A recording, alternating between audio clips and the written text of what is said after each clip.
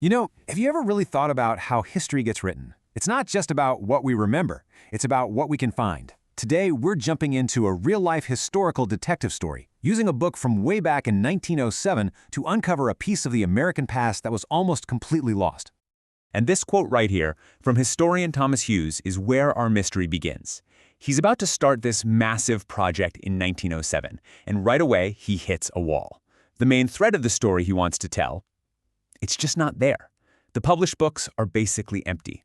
A huge chunk of American history had just vanished.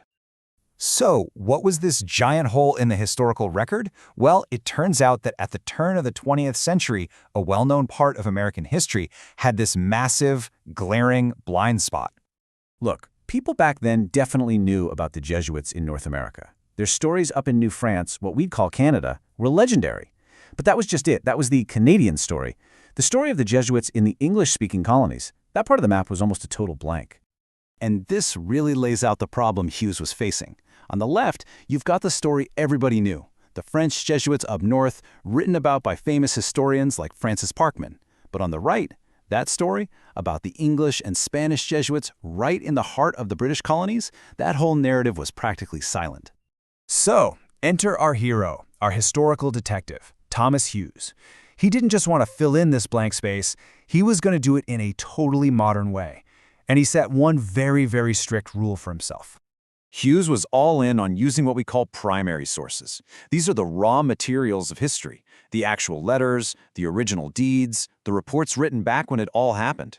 As he said himself, modern studies call for the fullest use of documents, no shortcuts. Now, this was a huge challenge he was setting for himself.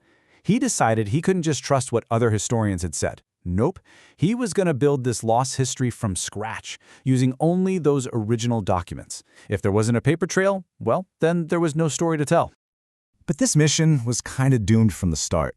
Finding these documents wasn't just going to be hard. As Hughes was about to find out, powerful forces had been working for centuries to either hide this history or just destroy it completely. So it really begs the question, right? Why was the cupboard so bare? Why was all this history missing? Well, Hughes' own research uncovered three big reasons the past had been actively erased. First off, for centuries, political and religious conflicts meant that records weren't just misplaced, they were targeted.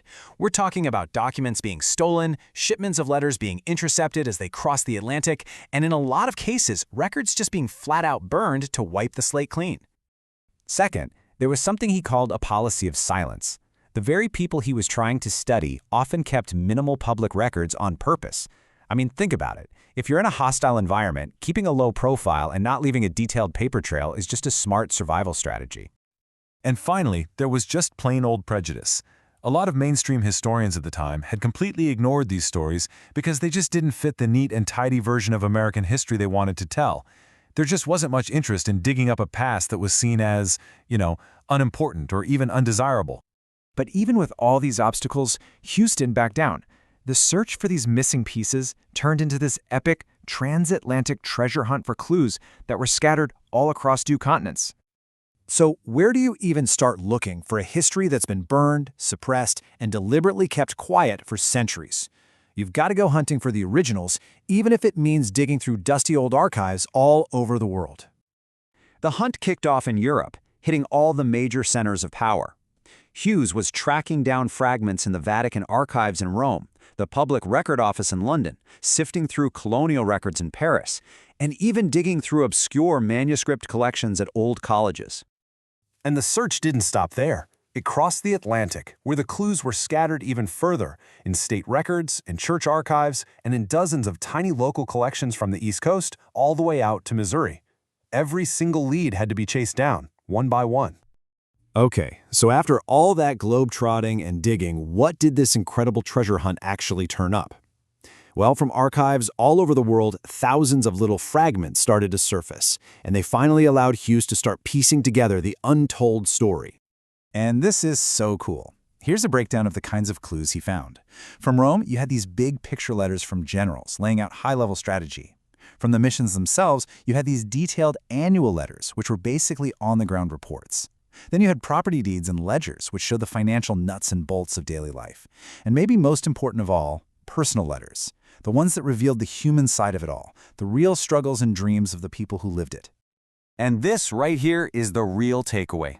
History isn't just found, it is meticulously built. By gathering thousands of these scattered fragments, a letter here, a financial ledger there, Hughes was able to assemble them like a giant puzzle. And for the first time ever, a clear, coherent story started to emerge from the chaos. Okay, but why are we talking about this? Why does this detective story from more than 100 years ago still matter to us today?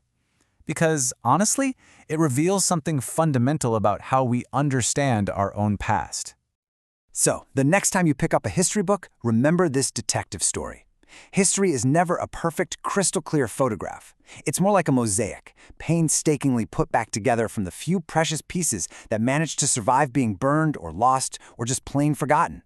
And in the end, the story we tell ourselves about who we are is built from the fragments that are left.